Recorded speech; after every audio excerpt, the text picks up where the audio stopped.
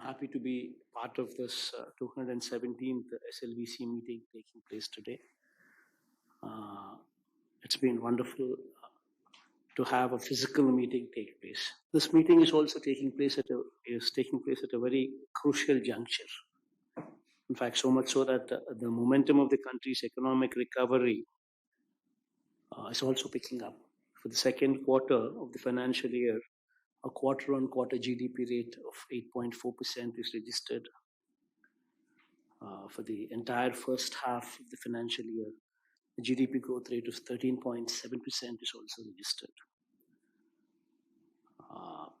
Minus the apprehension of this third wave due to this Omicron variant. Otherwise, the economy is slated for a boost. We should hope that the possibility of the third wave would have a very low impact on the economy. At this juncture, the importance of credit growth cannot be overemphasized. In fact, the fact that national level, the bank credit of scheduled commercial banks stood at 112 lakhs crores on November 5th, 2021, demonstrating a year-on-year growth rate of 7.1%. This is actually good, considering the fact that credit growth has also picked up. But strategies to improvise on this front should also evolve furthermore to sustain this economic growth. And of course, as spoken earlier, Pedalandariki Illu, this program, this flagship program, wherein more than 30 lakh house sites have been distributed. And impressed with this distribution, PMAY has also come forward and also sanctioned 15.60 lakh houses as well in the first phase. So the housing activity is going on in a full swing. In fact, it's very important that this sector is boosted, it's given a boost, because this will make sure that cement consumption goes up, steel consumption goes up, manual labor is also provided, wherein they themselves are employed to build their own houses.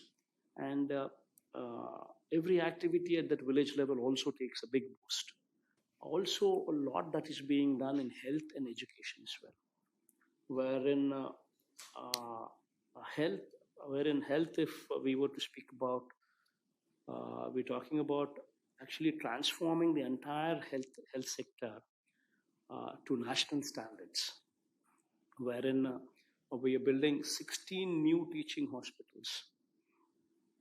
The state government had only 11 teaching hospitals till date, and we are adding 16 more, spreading to every parliament segment, taking one parliament segment as a unit, because this would ensure the availability of doctors, the availability of nurses at that parliament level, sufficient in number.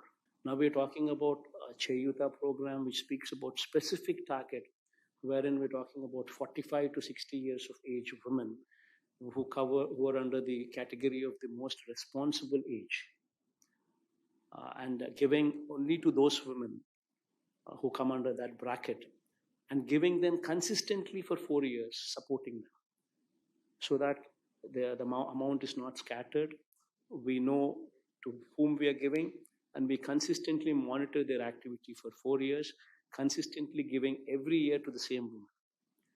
And we've tied up with Amol, ITC, Reliance, Hindustan Lever, Procter & Gamble, and these kind of big MNC companies also, to show them livelihood.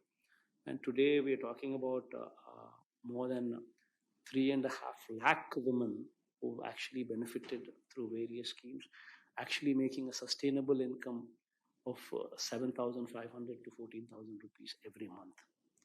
So it's transforming the lives there. And this activity also, going forward, we've gone halfway through it.